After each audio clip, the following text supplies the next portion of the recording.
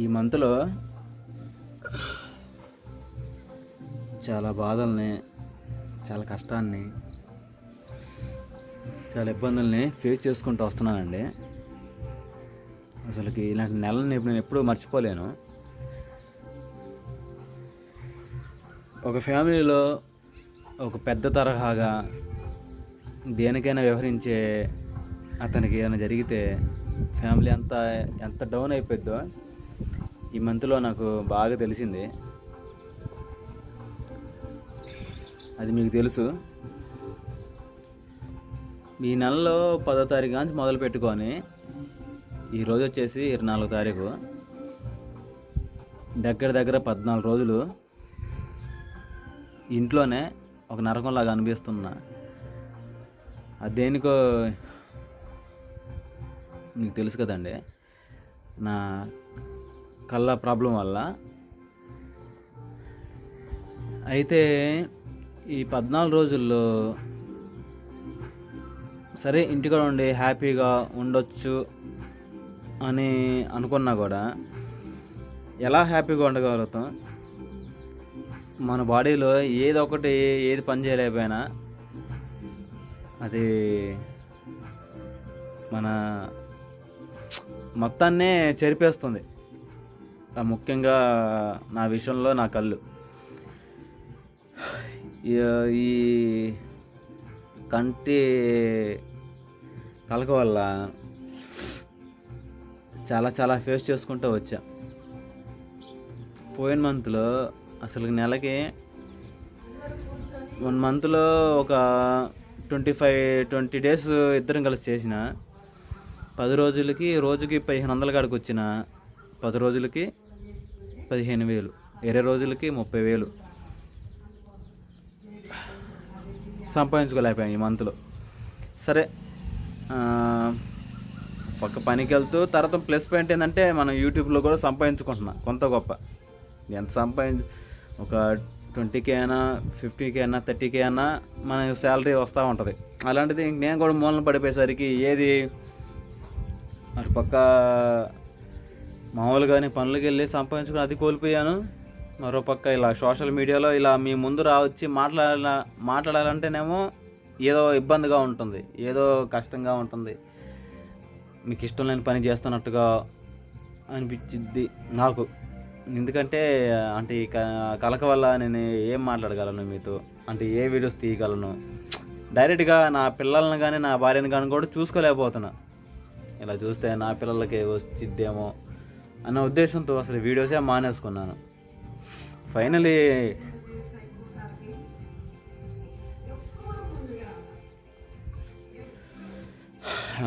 నా కళ్ళైతే తగ్గిపోయినాయి. ఒక 10% అంతే ఉంది. నేను ఎక్కడ తప్పు చేశానంటండి, ఇంగ్లీష్ మందులు వాడి నా వరకైతే తప్పు చేసి అనిపిస్తుంది. నా కంటి కలక రాకముందు, నాకు దెబ్బ తగిలిన ముందు హాస్పిటల్కి వెళ్ళటం, అక్కడ చూపించుకోవడం, అవి తెచ్చుకొని సిరప్స్ వాడుకోవడం, వీటి వల్ల ఈ టైం అంతా వేస్ట్ అయిపోయింది. అంటే నేను పెద్దవాళ్ళ మాట మా నాన్న అన్నాడు, అరే అది కంటి కలకలాగా ఉంది, దానికి సంబంధించిన మెడిసిన్ వేరేది ఉంది, యాప్కే ట్యూబు అంటే యాప్కాయలకు సంబంధించిన మందులు ఉంటాయి, అది ఒక ఒత్తితే డ్రాప్ లాగా పడిపోద్ది, అది వేసుకుని నాన్న తగ్గిపోద్దని చెప్పేసి నాన్న చెప్పగానే సరేనని చెప్పేసి, కాదు నాన్న ఇలా డాక్టర్లు ఇలాగా ఇది చెప్పారు, దానికంటే ఇది మంచిదని చెప్పేసి మా నాన్న కూడా మాట కదని ఇన్ని రోజులు పెట్టి అవి వాడుతుంటే అది తగ్గక చివరికి ఇదన్నా మా నాన్న చెప్పాడు కదా ట్రై చేద్దామని చెప్పేసి కళ్ళలో వేసుకుంటే ఒక్క రాత్రికి 90% తగ్గిపోయిందండి. అంటే ఎంత ప్రభావం చూపించిందంటే అంటే ఓల్డ్ ఈజ్ గోల్డ్ అంటారు చూసారా, ఆయుర్వేద కూడా మందులు చాలా మంచిది అనిపించింది. ఆ మెడిసిన్ కళ్ళకైతే చాలా మంచిదండి, అవి వాడండి. ఇవన్నీ వేలు పోయేవాటి. ఆ రోజు నాకు 1000 రూపాయలు నష్టం. సరే పోతే పోయినాయిలే. ఈ నెలలో నాకు ఇంకా చాలా నష్టమైనవి ప్లస్ పాయింట్ కూడా అయింది. ఒకటి వచ్చేసేమో ఇదిగోండి, ఇది రేపు ఉదయానికో లేకపోతే ఈరోజు నైట్కో చనిపోయేటుంది ఈ పుంజు. ఎందుకంటే 2 పుంజులు ఉండేయండి. పుంజులు అంటేనే వాడికి రోషం ఎప్పుడు తన్నుకుంటా ఉంటాయి, అంటే వదిలిపెడితే ఎదురెదురుగా. అయితే ఈ పుంజుని రోజు నేను కప్పెడతా ఉంటా, ఒక ఏమంటారు బోన్లో. అయితే అది బోన్ సరిగ్గా లేదు, ఆ బుట్ట పై టాపు పోయిందన్నమాట. పైన చక్క అడ్డం పెట్టి దానిపైన 2 కేజీలు సుత్తి పైన పెట్టేవాడిని. అలాంటిది రోజు అలా చేసేవాడిని. 10,000 పెట్టి పుంజు కొన్నా, అది ఇంతవరకు మీకు ఆ విషయం చెప్పాల. ధర్మపూర్లో 10,000 పెట్టి పుంజు కొంటే ఆ పుంజుతో పాటు 3 పెట్టలు లోన్ ఉంటా ఉంటాయి. చిన్నపిల్లలతో పుట్టిన పిల్ల 11 పిల్లలు లేవని చెప్పేసి అదేమో లోన్ ఉంటుంది. అయితే ఏం జరిగిందంటే త్వరగా చెప్పేస్తానా. రాత్రి యథావిధిగా లోనికి వెళ్ళిన తర్వాత తలుపులు వేసేసాను. వేసిన తర్వాత మేము ప్రార్థనకి వెళ్ళాము. 1:02 ఆ మధ్యలో అయింది. ఎందుకంటే మీటింగ్స్ జరుగుతూ ఉన్నాయి. ఇంకా వచ్చేసి టైట్గా అయ్యేసరికి ఇంకా ఇంట్లో పిల్లలతో అందరితో నిద్రపోయాము. తర్వాత తెల్లవారు లేగానే పెద్దోళ్ళు వేసి బయటకు వచ్చాడు. 7 అయింది ఆ మధ్యలో. తర్వాత గేట్ తెరిస్తే వాడే కోళ్ళని తీసేది. తర్వాత కోడి చనిపోయి ఉందండి. 10,000 పెట్టుకున్నా, దీన్నేమో 5,000 పెట్టుకున్నా. ఇది బోన్లు వేసి చక్క పెట్టింది, అదేమో మిస్ అయిపోయి జారిపోయి బయటకు వచ్చేసింది తెల్లారంగానే. ఎలాగొచ్చిందో తెలియదు. తర్వాత అదేం బయట ఉంటుంది కదా, 2 అయితే కొట్టుకుంటా ఇంకా పందెం పెట్టుకున్నాయి. ఈరోజు నువ్వు చావాలా నేను చావాలా అన్నట్టుగా. అంటే రోజు అసలు అది లోన్ అంటే బయట ఉండి పెద్ద పుంజు మీకు 10,000 చూపించింది వీడియోలో ఉంది, అది రోజు పడవపోయిద్ది దీన్ని. అది లోన్ అందులో కొట్టుకునేవాడిని చాలా వారికి. అలాంటిది ఇంకా ఇది ఆ బొట్టలోంచి వచ్చేసింది, ఆ గంపలోంచి అది బయటే ఉంది. ఇంక 2 తన్ను కూడా నువ్వనేనని చెప్పేసి పొడుచుకొని చివరికి ఆ పెద్ద పుంజు చనిపోయింది. దాన్ని బ్రీడింగ్ కోసం తెచ్చుకున్నా. 10,000 దండగైపోయినాయి. ఒక 1 మంత్లో ఇన్వెస్ట్ చేశాను. కోళ్ళ మీద ఏదో ₹1 సంపాదించుకోవచ్చు, ఇంట్లో ఖర్చులకు వస్తాయిలే, పనిపోయిన డబ్బులు సేవింగ్ చేసుకోవచ్చు అన్న ఉద్దేశంతో తెచ్చుకుంటే కోళ్ళ విషయంలో అది నా కళ్ళ ముందే చనిపోతూ ఉంది. ఎమ్మంటే మా తమ్ముని పిలిపించి, కన్నా ఇది చనిపోద్ది, ఇందుకు చనిపోకముందే చనిపోతేనే దాని బ్లడ్ క్లాత్ అయ్యి మొత్తం సరే మీట్ అంటే మాంసం పాడైపోయింది, కోసేసుకొని ఇంకా మనమే కూర లేకపోతే ఫ్రై చేసుకొని తినవచ్చులే అంటే. ఇంక వేరే వాళ్ళకేమో ఇవ్వాలన్నా కూడా ఇవ్వాలనిపించట్లేదు. సరే ఇంక మనమన్నా చేసుకోవచ్చులని చెప్పేసి నాకు ఈ కళ్ళ వల్ల తగ్గినా కూడా మళ్ళీ అయితే చికెన్ తింటే మళ్ళీ వచ్చిద్ది అన్న ఉద్దేశంతో వాడు జోలే బాగాలేదు. అయినా ఇంక దాన్ని సాకి పెంచి కొన్నాను కదా, ఇంకా దాన్ని ఏమి అని అన్నట్టుగా కొంచెం మనసాక్షిగా ఉంటుంది. కానీ ఆ ఉద్దేశంతో అసలు ఆ పుంజోలు బాగాలేదు. తర్వాత మా తమ్ముడను రాజు ఇద్దరు కలిసి దాన్ని శుభ్రం చేయడం, ఇంకా ముక్కలు చేయడం, తర్వాత పికిల్స్ కూడా పెట్టింది. నాటుకోడి చికెన్ పికిల్ పెట్టింది. తర్వాత నాటుకోడి పులుసు కూడా పెట్టబోతుంది. ఇంకా మా తమ్ముడికి సగం, అలానే మేము సగం తీసుకున్నాం. ఇంకా తీసుకుని వెళ్ళిపోయాడు. ఇంకా ఆ విషయంలో అది నష్టపోయాను. అలానే 2 విషయంలోనేమో ఇంక ఈ పనులు అంటే 20 రోజుల దాకా పనికి వెళ్ళలేదు, దీని విషయంలో నష్టపోయాను.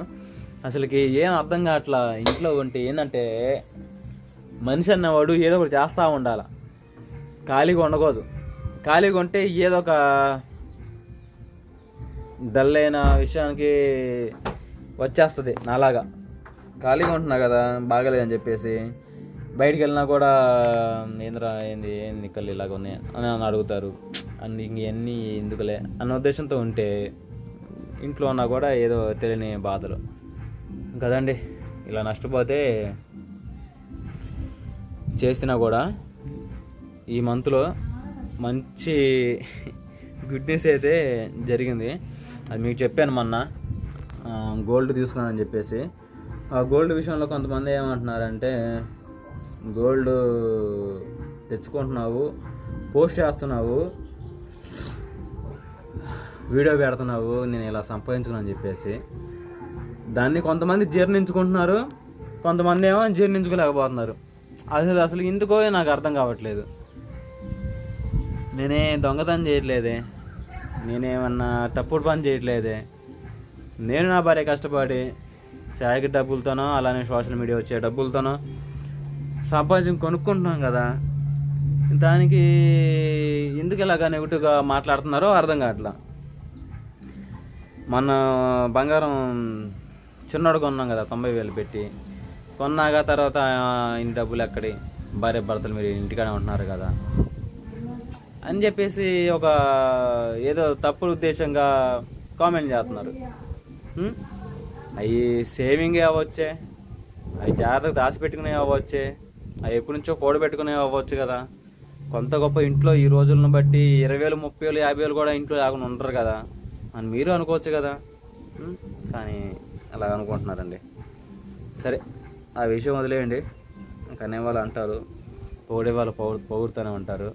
ఏదో 100 మందిలో 99 మంది నా గురించి బాగానే మాట్లాడి ఎవరో ఒకరు ఏదో అన్నారని చెప్పేసి నా కళను నేను పొడుచుకోలేను కదా.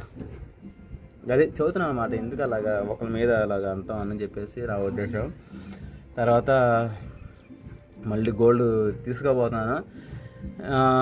ఇలాగా చెప్పారు, అరే కామెంట్లో అంటే మా ఊరోళ్ళు చదువుతూ ఉంటారు, ఇంక ఇలాగా నువ్వు తీసుకోవడం సరే మంచి తీసుకున్నావు, దాని గురించి చెప్పుకొని నలుగురిలో ఇలాగా దిష్టి తగిలించుకోవడం, లేకపోతే ఇలాగా వ్యసనం పంపించుకోవడం, ఇలా తప్పు అనుకోవడం ఏనికరా. వీడియో పెట్టగాకు, నువ్వు ఇప్పుడు గోల్డ్ తీసుకోపోతున్నావు కదా, రేపు పెట్టగాకన్నా కూడా అది మంచి పని కాదు. ఎందుకంటే ఇప్పుడు నా కష్టంతో నేను 40% సంపాదించుకుంటే మిగతా 60% సోషల్ మీడియా వల్లే సంపాదించుకుంటున్నా. నా కష్టాన్ని మీతో పంచుకోవడంలో తప్పే ఉంది. నా సంతోషాన్ని ఇప్పుడు మీరు ఇచ్చిన సపోర్ట్తో కొనగలుగుతున్నాను, అది మీకు చూపించడంలో నా తప్పే ఉంది అన్న ఉద్దేశంతో ఎవరేమనుకున్నా ఏదేం చేసినా కూడా నేను గోల్డ్ తీసుకోబోతున్నా కదా, వీడియోస్ పోస్ట్ చేస్తాను చూడండి. ఎందుకంటే మీరు సపోర్ట్ చేశారండి, ముఖ్యంగా థ్యాంక్ యూ. మీరు సపోర్ట్ చేసిన దానికి నేను నా సంతోషాన్ని మీతో పంచుకుంటే నాతో పాటు మీరు నా సంతోషాన్ని పంచుకుంటారు కదా అన్న ఉద్దేశంతో రేపు నెక్స్ట్ వీడియో పోస్ట్ చేస్తానండి. సరేనా? నా కళ్ళలో నేను కొంచెం ఎందుకు బూజర్గా చూస్తానంటే అదే యాప్ కట్టూపులు ఉన్నాయి కదా, అవి 2 గంటలకు ఒకసారి 3 గంటలకు ఒకసారి కళ్ళలో పెట్టుకుంటా ఉన్నాను. ఇంతకు ఒక 1 అవర్ క్రితం కళ్ళలో పెట్టుకున్నమాట. అందుకని చెప్పేసి ఇలాగా కొంచెం కళ్ళు మూసి మాట్లాడుతున్నాను మీతో. ఏదైనప్పటికీ తగ్గిపోయినాయి, అయిగోండి తెల్లగా ఉన్నాయి, ఏదైనా కొంచెం అంచు అలాగ ఉందంతే. సరే,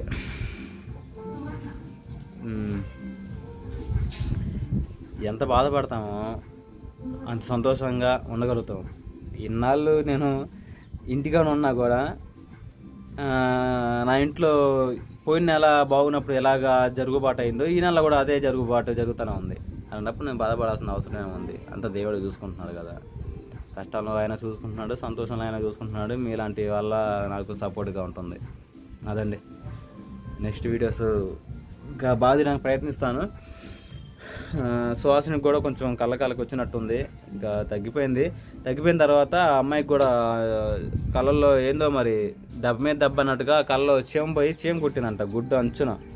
అదేమో కొంచెం రెడ్ అయిపోయింది.